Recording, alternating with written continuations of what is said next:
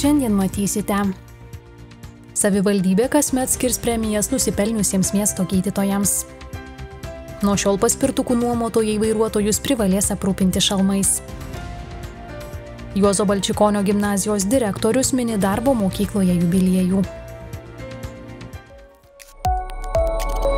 Panevėžio Juozo Balčikonio gimnazijos direktorius Raimondas Dambrauskas mini 35-ąjį darbo šioje mokykloje jubiliejų. Per daugiau nei 30 mečius jis prisidėjo prie daugelio gimnazijos pasiekimų ir pokyčių. Direktorius sako, būta ir sunkių, ir džiugių akimirkų. Tai va, per tuos metus, aišku, visko buvo. Ir džiaugsmų, ir rūpesčių galbūt, bet tiesiog, tą visą dabar jau sunku galbūt prisiminti, bet kai kurios dalykus, sakykime, per tą laikotarpį 224 klasės išleistas. Beveik 2800 mokinių praėjo pro mano rankas, pro mano parašą, atestatų tiek įteikta. Apie 540 jų gavo, reiškia, su pagirimu. Per direktoriaus vadovavimo metus keitėsi pasaulis, Panevėžys ir pati mokykla. Vienas ryškesnių etapų – kompiuterizacijos pradžia. Man teko patirti, kas tai yra pirmieji kompiuteriai, atsimenu, net rašiau pirmą laišką Amerikos lietuvių bendruomeniai, kad galbūt galėtų padovanoti gimnazijai nešiojimo kompiuterį, kad mes galėtume parodyti, reiškia, mokiniams, mokytojams. Ir atsimenu, kaip ėjo kartais delegacijos į mūsų mokyklą pasižiūrėti pirmųjų gautų kompiuterių, kurie tiesiog buvo dėžės, didelės, dabar tai kaip muziejai ir reikėjo užgrotuoti visas sienas, visus langus, kadangi tuo metu buvo didžiulė vertybė. Raimondas Dambrauskas, prisimindamas šiuos darbo metus, žvelgia ir į ateitį. Ten nemažai su mokykla susijusių planų. Ko dabar irgi labai reiškia laukia 1000 mokyklų projekto, kur vyksta projektavimo darbai ir neįgaliesiems surengtos patalpos ir liftai mūsų gimnazijoje.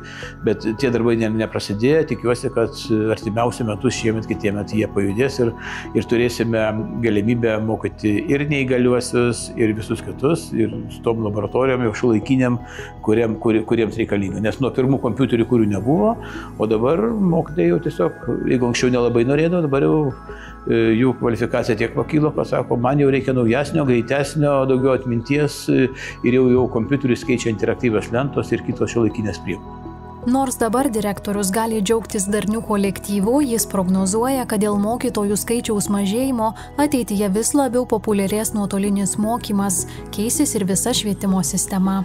Džiaugiuosi savo mokytojų kolektyvų, kuris iš tikrųjų, yra brandus, bet ir viso Lietuvoje tas pats.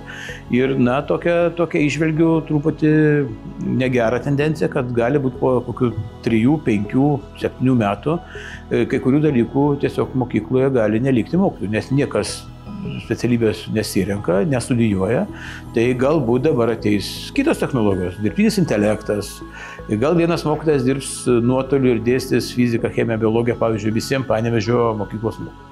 Šmaikščiai paklaustas, ar po 35 metų direktoriaus poste nesijaučia savotišku diktatoriumi, Raimondas Dambrauskas atsako. Dėl diktatorystės tai reikia, klausti bendruomenę, bet nemanau, kadangi man durys visą laiką atviros ir aš atviras iššūkiams ir sprendžiam ir problemas ir negaliu nepasakyti, kad nėra problemų. Vat mūsų mokykloje mokosi visi, kurie paslapčia neparūko elektroninės cigaretės. Parūko elektroninės cigaretės ir pagaudom, ir pagaunam, ir auklėjam, ir visko būna. Bet visumoje tai aš labai džiaugiuosi ir tais mokiniais, ir tais rūkančiais, ir tais olimpiadininkais, kurie kartais ateina į šį kabinetą ir mes kažkaip tai surandam bendrą kalbą ir susitarėm, kad kas reiškia dora daryti, o kas nedora.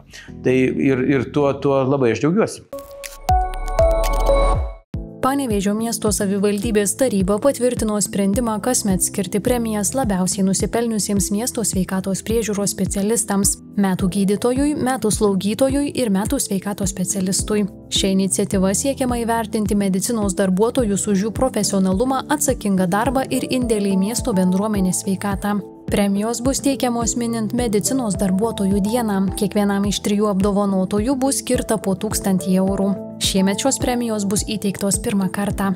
Siekiant objektyviai įvertinti ir išrinkti labiausiai nusipelniusius sveikatos priežiūros specialistus, bus organizuojamas konkursas. Vertinant kandidatus bus atsižvelgiama į jų profesinius pasiekimus, pacientų atsiliepimus, darbo patirtį, veiklą bendruomenėje, lojalumą įstaigai, švietėjišką ir mokslinę veiklą, vadovų bei kolegų rekomendacijas.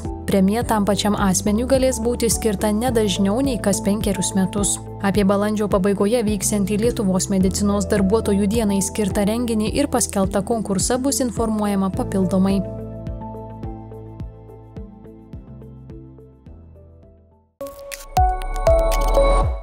Panevėžyje šalia prekybos centrų Molas ir Depas išnuomojamos komercinės paskirties patalpos arba visas pastatas. Nuoma užsiima įmonė Ogmijos grupė, sklypo plotas 1,5 hektaro, o jo nuoma mėnesiui atsieitų 16 500 eurų. Anot įmonės Ogmijos grupė projektų vadovo Ernesto Stiklinsko komercinės paskirties pastato dar nėra, bet jis būtų pastatytas pasirašius nuomos sutartį. Tai padarius planuojama viską atlikti per 18 mėnesių. Šiame žemės plote gali iškilti įvairios paskirties pastatai – administracinės, prekybos, paslaugų, sandėliavimo, gamybos ar pramonės patalpos.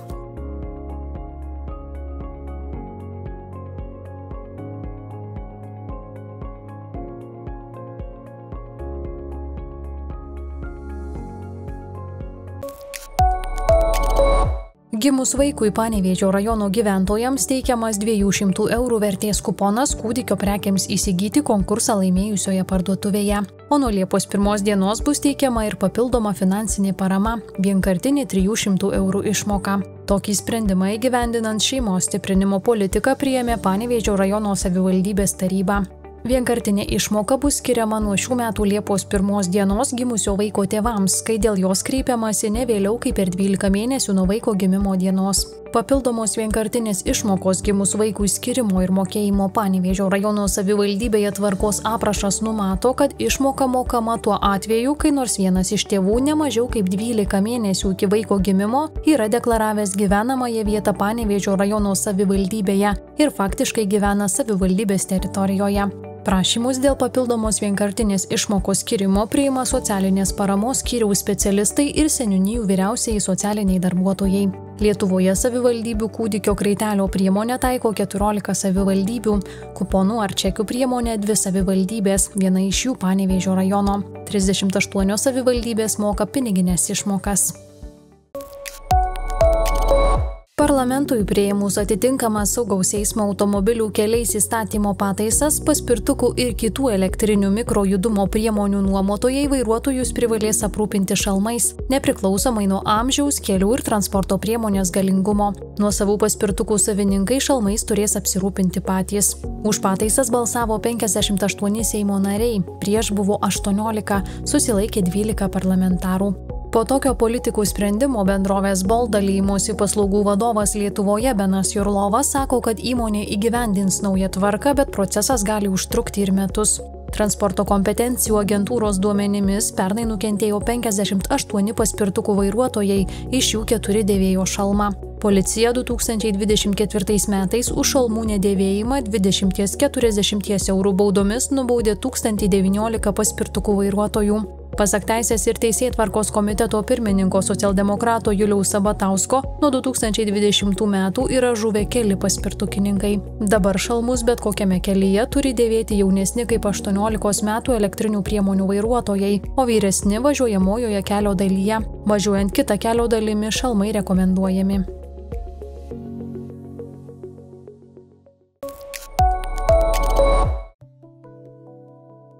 Panevėžio dailės galerijoje atidaryta paroda Ningyja. Joje eksponuojamos lėlės, kurios atskleidžia japonų kultūrą.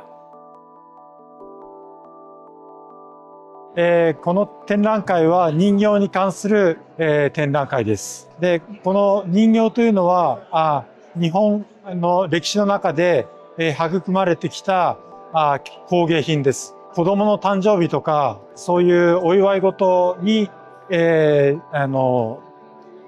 飾ります。それで家族の絆っていうのを育んできました。それでその中で職人たちが非常に緻密な技術を使っています。それなので、それが今のですね、日本のいろいろな製造業とかの基礎になっています。ぜひ皆さんにこういった日本の文化の、その素晴らしさっていうのを、鑑賞していただければと思います。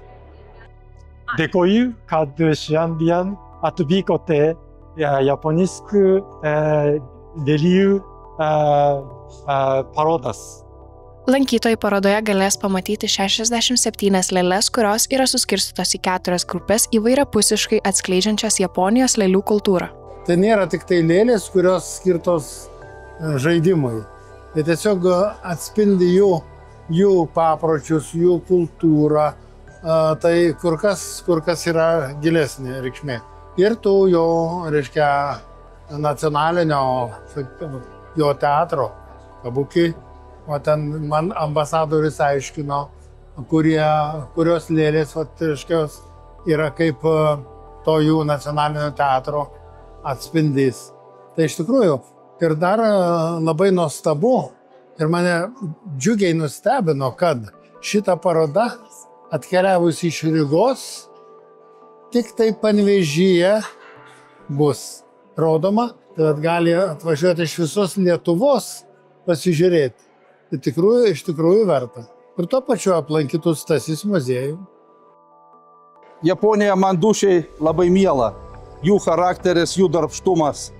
Taip, jų sąlytis su gamta, tas vitališkumas, ne veltui vadinasi, mes ją vadinam tekančios saulės šalis.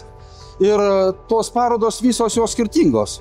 Sakykime, man darbuojantis jau dabar antra paroda.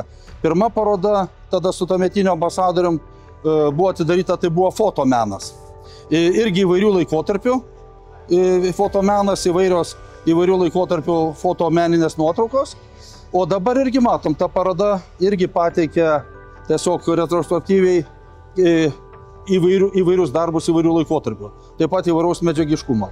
Aš manyčiau, kad pažinti japonų kultūrą, tai tikrai, nors Japonija toli, bet to pačiu ir labai arti. Todėl labai laukiam lankytojų, ne tik panevėžiečių, bet ir iš visos Lietuvos, ir iš Latvijos artėja pavasaris ir artėja turizmo sezonas, tai tikimės, kad mumis matys. Ir aišku, didžiulis ačiū Japonijos ambasadai, didžiulis ačiū mūsų Panevėžio miesto saldybei, kad mes esam ir galim džiuginti lankytojus įvairiom parodom. Paroda į Panevėžį atvyko iš Rygos, vėliau keliaus į Kroatiją. Panevėžio miesto dailės galerija yra vienintelė vieta Lietuvoje, kur galėsite ją apžiūrėti, o aplankyti ekspoziciją galėsite iki gegužės 11 dienos.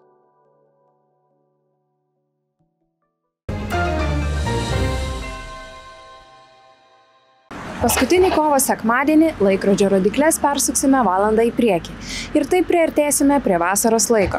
Paklauskime panevėžiečių, ar jie pritarė šiai persukimo idėjai. Ne. Kodėl? Ne, nepatinka. Ne. Kodėl? Nepatinka tiesiog. Ai, man to, žinokit, iš tikrųjų nei šilta, nei šalta. Ne. Kodėl? Nu ne, priprantam ir gerai. Ne. Kodėl? Todėl, kai pranti prie to režimo, atrodo ir geriau. Nereikėtų sukiot, gali būti vasaros laikas ir žiemos nesvarbu. Pritariu, ką daryti. Kita daugiau nėra ko daryti, jau kitaip ir nebebus. Taip. Kodėl? Man viskas tinka, aš prisitaikau. O kaip manot, ar laiko persukimas yra naudingas, ar tik sukelia nepatogumų? Sukelia. Gal daugiau nepatogumų, tai ta šilta šalta keičiasi. Sakyčiau, kad nelabai naudingas. Sveikatos ir gyvuliam žiūrėkit ir visam. Nelabai jau. Nu gal kaip kam, nežinau, bent man tai tikrai, kad nieko. Šeštadienio naktį be kritulių, kai kur tvyros rūkas, vėjas pietryčių 2–7 metrų per sekundę. Temperatūra nuo 4 laipsnių šalčio iki 1 šilumos, vietomis išliks 2–4 laipsniai šilumos, diena sausa, vėjas pietryčių 5–10 metrų per sekundę. Temperatūra 13–18, Kuršių Nerijoje 10–12 laipsnių šilumos. Sekmadienio naktį be žymesnio lietaus, dieną vietomis palis. Vėjas pietinių krypčių naktį 3–8, dieną 6–11 metrų per sekundę. Temperatūra naktį nuo 1 laipsnio šalčio iki 4 šilumos. Dieną 13–18, vakariniuose rajonuose kai kur 18–12 laipsnių šilumos. Pirmadienį daug kur daugiausia vakarų Lietuvoje palis. Vėjas besikeičiančios krypties, naktį 3–8, dieną 50 m/s. Temperatūra naktį 1–6 laipsniai šilumos, dieną 12–17, vakarinėje šalies pusėje vietomis 7–11 laipsnių šilumos.